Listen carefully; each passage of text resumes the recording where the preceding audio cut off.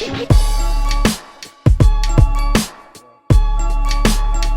have to care about the agents.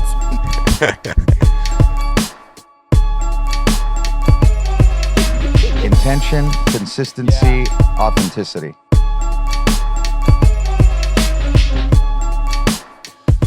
Yeah. So whichever. But all right, live here. We're actually in our St. Augustine office right now, in the conference room. We have a special guest, Chris Grant, here, all the way from the southwest coast of Florida. What's going on, man? Howdy. Thank you so much for having me on the Thanks for Todd coming. Pod. Yeah, the Toddcast, as they call it. Nice. I like the Todd Pod, too. I love But it. we have, by the time this airs, we'll have come off a big win, Colts, Jags this weekend. That'll be huge. But you kind of led our huddle this morning with our listing squad. I think some of the things you talked about, you did really well. I kind of want to get into that a little bit. Yep. But let's just kind of hear a quick little, Punta Gorda, where you're from, experience, and like kind of how you guys linked up. Like, Cool. Yeah. So Chris Grant from Punta Gorda, Florida. For those of you that do not know, Punta Gorda is southwest Florida, right? So we're just Beautiful. north of Naples, south of Sarasota. Kind of gives you an idea of where we're at. Really, really big listing heavy. I run a small team there. We're less than 15 currently. We're going to be onboarding about 5 new agents here shortly. But really, what my expertise has been listing. So I win about 85% of my listing appointments. Sold crazy. over 100 listings so far this year for over $1 million in total GCI, and wow. Yeah, I mean, some of the stuff that you were saying today, our listing agents were just like taking these little things away, a lot of things that they share the same things. And it's all things that the consumer is based on who's selling the home. The seller is how you need to understand what their needs are. And I think that's always something that you talk about constantly is like, guys, you can have a canned pitch that you have. You go in there and in the first 5 minutes, if it's not going well because that's not who you catered it to, what do you think the outcome's going to be? Are you wasting your time, their time, and then you're just like, okay, well, that went terribly versus like understanding who the customer is? Well, understanding the customer and understanding it's a relationship business, right? Right. Oh, wait, I'm going to be selling your home. We might be working together for 6 months, 9 months, 3 months. Right. 3 days, a few years ago. right. But still, it is a relationship, and understanding that if you're in real estate or sales, in my opinion, you have to be able to work with everybody, Right. every personality type, every situation, and I think that's what defines like really great, real estate agents and salespeople. And it's not, I hate the word sales because everyone thinks you're like, Right. Selling. pushing somebody to do something they don't want to do. Right. People don't, for the majority of the time, don't sell their homes if they don't want to do it. It's like, all right, why are they choosing? Things do come up and right. unfortunate circumstances, but I'd say the vast majority choose to sell because they want to do something else with their lives, whether move to a different state, move for a job. Working with that person and having that person be able to fit your needs as the consumer is the ultimate goal, and that's what we train to. Right. So like when you go, obviously you have such a higher percentage of winning these appointments. Do you think it's based on being prepared? Do you think it's the way you understand how to build rapport with Mr. and Mrs. Seller? Right. Or do you think everybody has the same exact opportunity you have when they're walking in the door? It's just you take it so much more seriously than the person who's going to walk in there after you? I would say yes to all 3 of those things because ultimately I believe that it comes down to what? Trust. Big time. 85% of consumers, right, choose to do business with the person that they know, like, and trust. So building trust is like the number one thing. So we want to build confidence in those. I want the consumer to have confidence in us, and ultimately will end up choosing us if I do that correctly, right? Create that confidence, which therefore creates trust. So that's a huge part of what we're doing. So there's a lot of little things that we're doing from the very first phone call to create that trust, to create that bond, and ultimately having them choose us will be the easiest part of the end after it's all said and done. Right. So you've been in, which we've heard before, since 2006. When did you kind of get into real estate? I started at the worst time. I started in like 2011 or 12. Okay, so both kind of hit it hard, like right at the start. The front of your careers was like pretty gnarly. Yeah. So you've seen a lot of the and you saw COVID, right, when it was big booms, huge second home market where you guys are at. Huge. How how did you kind of school your clan to be like, guys, just because it's hot right now doesn't mean we can just kick our shoes off and ride the wave and know that like we'll always be like this? How do we always, because he's always honest, like sharpening, hey guys, it's great now, like love it, but don't like take it for granted. Like we still need to be sharpening, because when the wave runs out, you need to be standing up and ready to roll for the next one. Kind of like, how did you lean into your team and be like, guys, this is the things we need to do? Or did you guys, you just like, my team is just like, want to like, hey, we need to learn. Well, yes, to learning, you always need to be constantly reinventing yourself, right? For like sure. DJ spoke about it earlier in the meeting. Like we're constantly having to sharpen that pencil, right? Because the market's, hey, it's a seller's market. Hey, it's a buyer's market. So we always have to be able to level it off. So if we have the most information, if we're informing not only our agents, but if we're informing our clients, right? That's going to be the best way for everybody to get the outcome that they ultimately need, whether it's before COVID, during COVID, after COVID, right? Right. If we're informing our agents, if we're informing our customers, then ultimately that's the goal at the end of the day is going to be a lot easier to attain for everybody. Big time. And something that, look, I think this is a good kind of topic. Something that you said that I absolutely loved is every morning, Monday through Friday, you have the same routine, right? Yeah. Same. With the whole world saying you don't need to be disciplined out there, then like when I say the world, like I just say every other brokerage, every other thing, but then you look and then people look up to you. Like I watched all of my agents look at you today and they're like, man, this guy is killing it. He's great. He's doing all of the things. Just like I say this all the time for myself, I don't have a college degree. I'm not saying I never say I'm the smartest person in the room. I try to be, put myself in situations that I'm not, the smartest person in the room. You're always learning, yeah. I'm always learning, but I never consider myself, a genius by any means. But I do say I'm the most disciplined, and I am the most structured, and I am the most consistent. Do you agree that the majority of success and that you've been able to see through your agents and through yourself kind of comes from that discipline and sacrifice? Being consistent is probably one of the number one things for me. Like, and it comes down to everything that I do.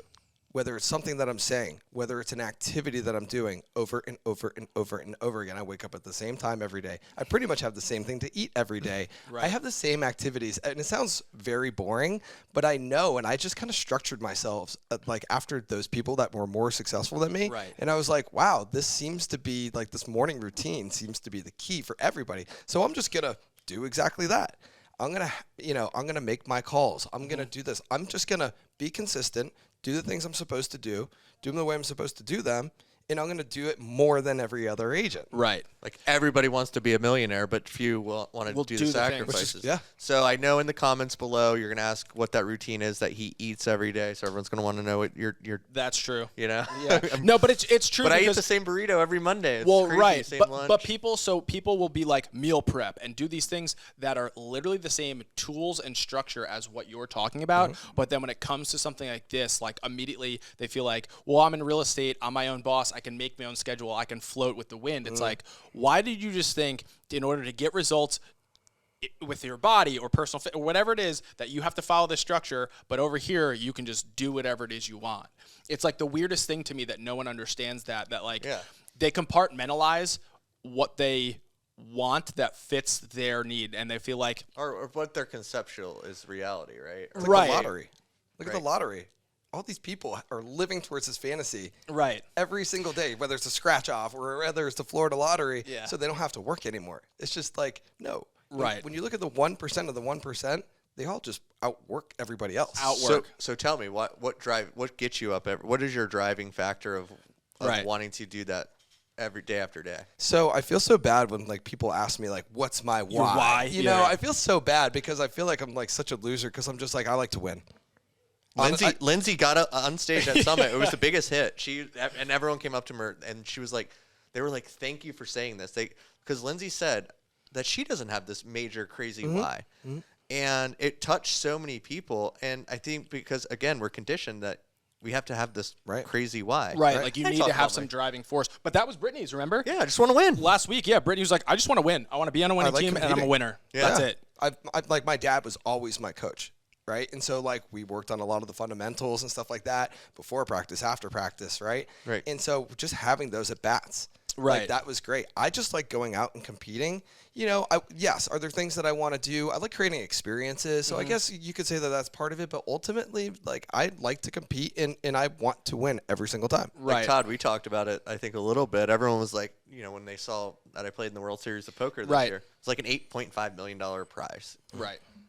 Like, I could have won that prize, and I would have showed up to work the same same way. Nothing's And I gonna think change. people are it like, was the belt. It was the belt more than the purse. Yeah. it's like right. I want to I want to sustain. I want to make, but yeah, I think so many, because I could never see myself retiring or stop working or. Most people do that. Have you ever met somebody who retires who was like a hard worker? They retire. I don't even think they make it 12 months, and they're like, I got to do something. Or die. A lot of Well, people- but they're like, I got to do something. I mean, It keeps them ticking, yeah. look at Tom Brady, didn't even make it 3 months. But like competitors are like that, and I think that's a bone, and you kind of talk about it, and they go hand in hand. It's like, if you have your passion and you're competitive, that is the only two things that you literally need in order to be successful. Now it's following something that's going to allow those two things to absolutely crush and send you to the top. And the problem is everybody tries to chase a bag. They're not passionate about it, but they know they have opportunity to make money there. Right. They burn themselves out. They hate it. And then they're like, the first thing they do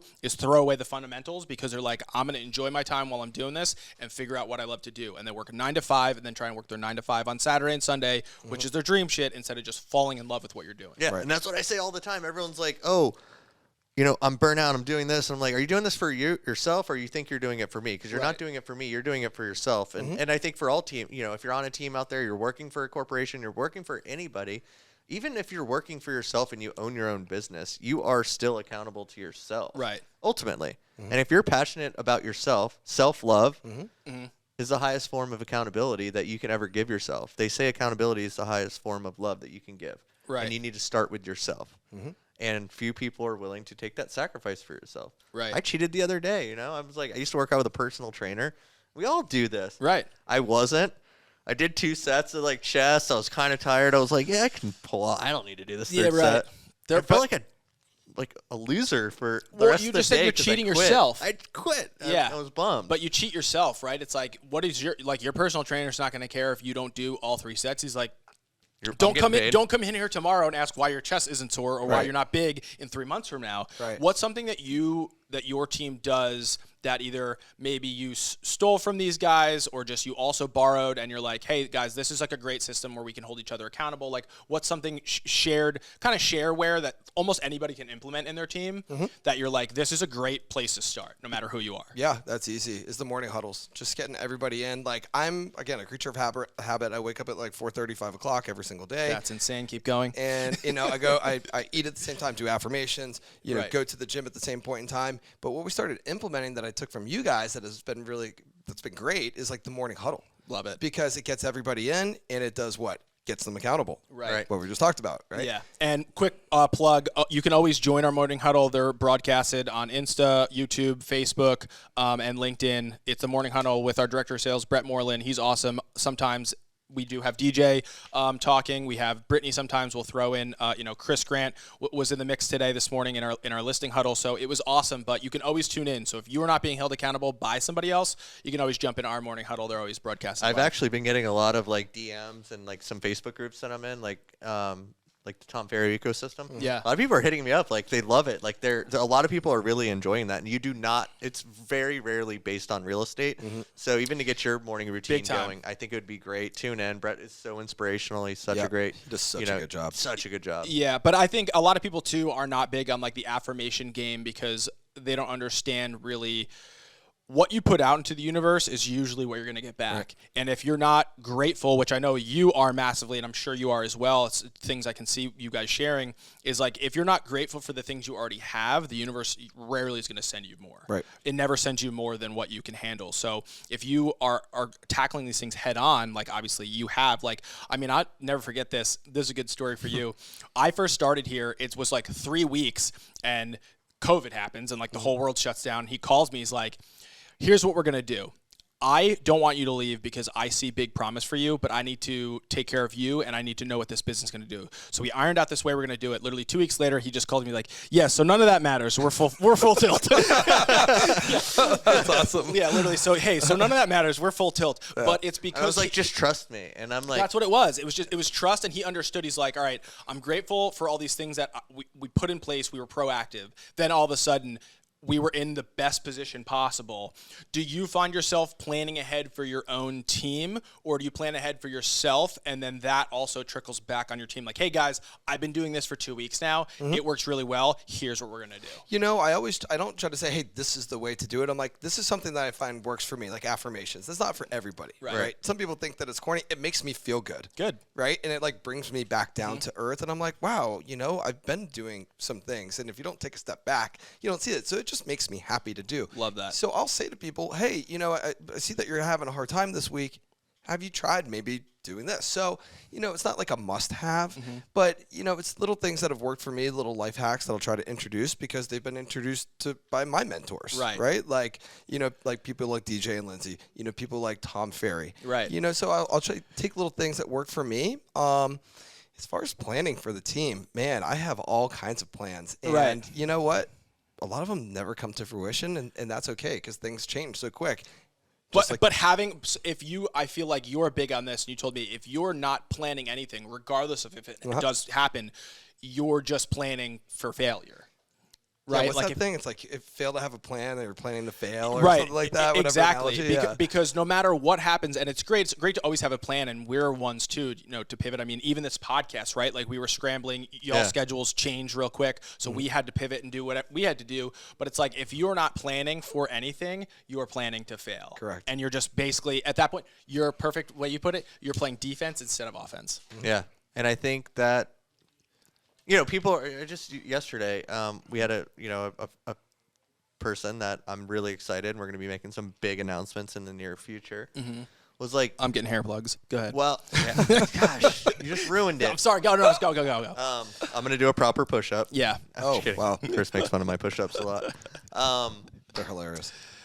And this person was like, "Hey, you guys are so giving. You guys talk about stuff. You go on stage, and you basically tell everyone what you're doing." And I'm like, Well, yeah, because we're always working 3 to 6 months ahead of time. Yeah. So by the time our competition even implements, which it's hard to implement what we have already, the infrastructure, complexity, the sophistication of it all, like there's so many crazy details.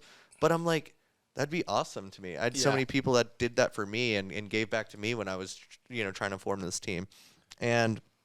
But the point being is we are living in Q1 of next year, Q2 all of right, next year. big time. And I'm challenging everybody. And you saw that, you know, I brought all the employees in the room the other day. Like, because I know everyone's going to come to me and say, hey, I'd love to make more money. I was like, hey, I would love to pay you more money. Right. What are we going to do to expand the business so we can all, you know, win in this together? Right. And everyone's like, oh, crap. So I've always had that mindset, too, of like, all right, how can we implement? How can we grow? How can you grow individually?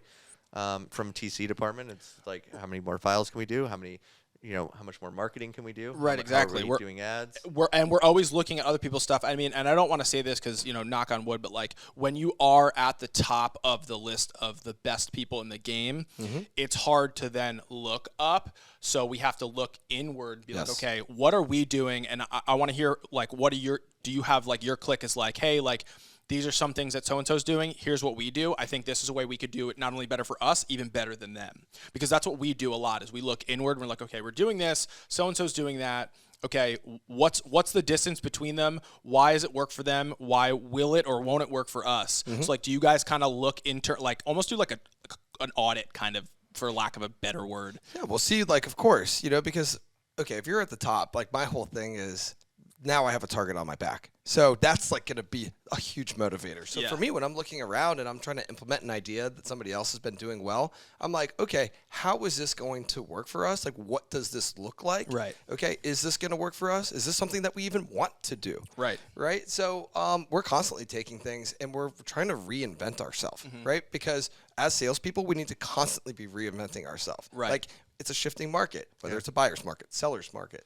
So yeah, we're taking what other people do, and we luckily luckily have exposure to a lot of people in our ecosystem, in the real estate ecosystem, that we Right. can see, hey, wow, broker A is doing this really well. This is something I might want to implement. How is it going to work for us? And what is it going to do for us ultimately in the end? Well, I think everyone tries to cast a wide net out there. So if you're a salesperson out there, you're in real estate, you're in whatever you may be in, stop casting such a wide net of trying to be this, decent at everything but great at nothing. Right. Like I think there's a a really valuable thing to be 100%, and I don't want to say 100%, be 95% really good at listings. And then, what can you learn about? Okay, do you know the anatomy of a house? Okay, do you know about condos? Do you know about the condo financing? Do you know about that neighborhood? Do you know what businesses are coming in? There's so many different angles of real estate. So if you're a real estate agent out there, there's something that you can literally learn every day.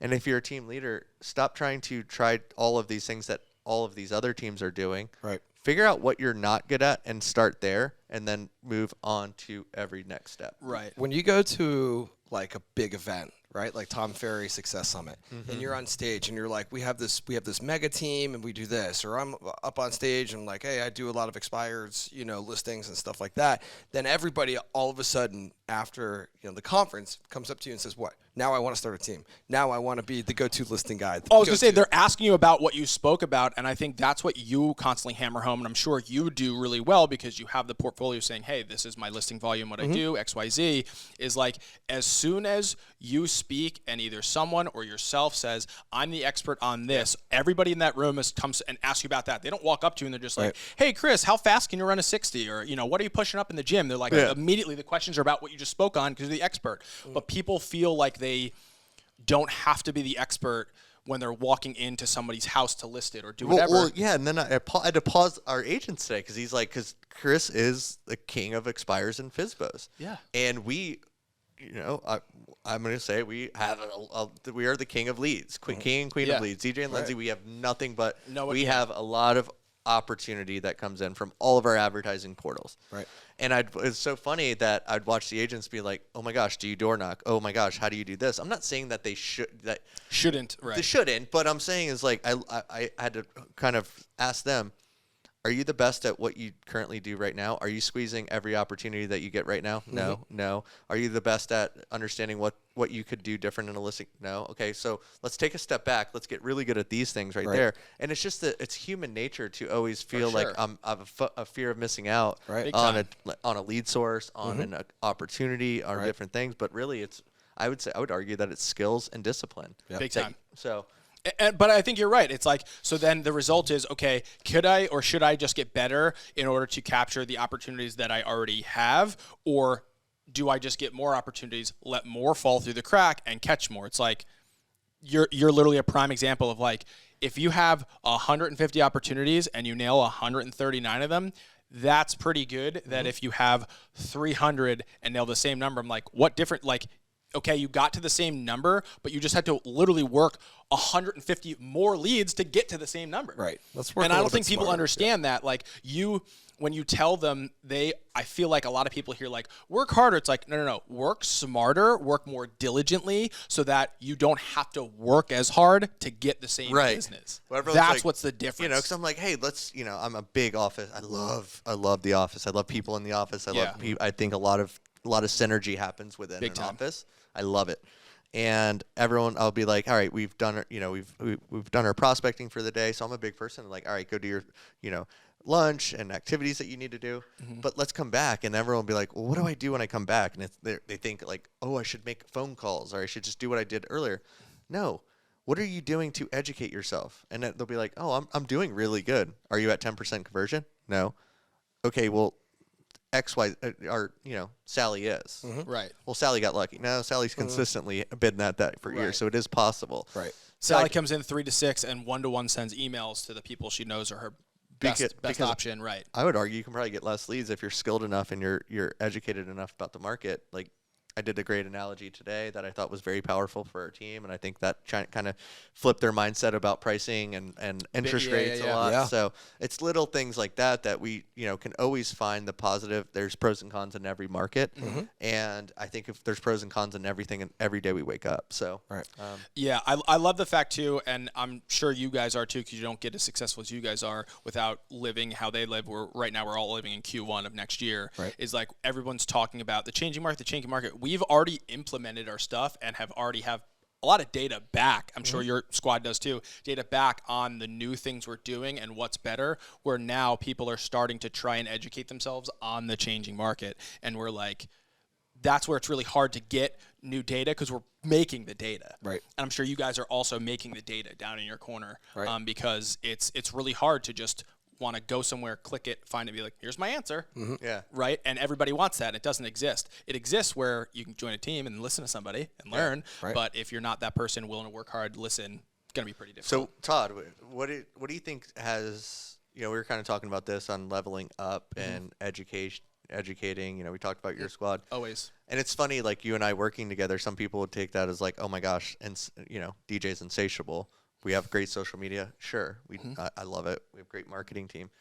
How do you find as a leader to keep pushing your team to the next level? And what do you find as having me as a leader that you're kind of trying to implement as a whole? Right. So I spoke with even Matt yesterday. I said, what is something that you're really, really good at that you could autopilot?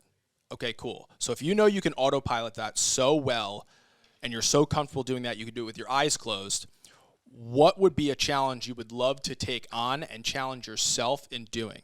And then find out why that would be a challenge and then how you're going to win that challenge. So like I always say to them, I'm like, do outside research, find out whatever that new thing is. So in my realm, it's marketing. So I'm like, okay, if you're going to tackle email marketing, social analytics, whatever. Okay, what's someone doing who's doing it really well? What's a platform that likes whatever that content is? Okay, why does it like that content? Understanding it and then moving from there and making content that's that. We talk about, we're like, TikTok, people blow up on TikTok. That's great. Are you going on TikTok and you're like, wow, this person just did this dance really well. Think they'll want to sell my home? I'm like, no, but if you're catering to what your audience wants, you'll probably get really good at it. Yeah. And then 2, you'll also understand why it's so important to know whatever the next best thing is. So things we're doing is we're always looking at other people's social. We're listening to other people top of their field to understand why the algorithm, why these things are always changing, because they're always trying to It changes all of the time. all the time, because the goal, which is your goal, you've said it literally since I started here, and I'm sure you take the nugget, is it's all about the customer experience for whatever it is you're doing.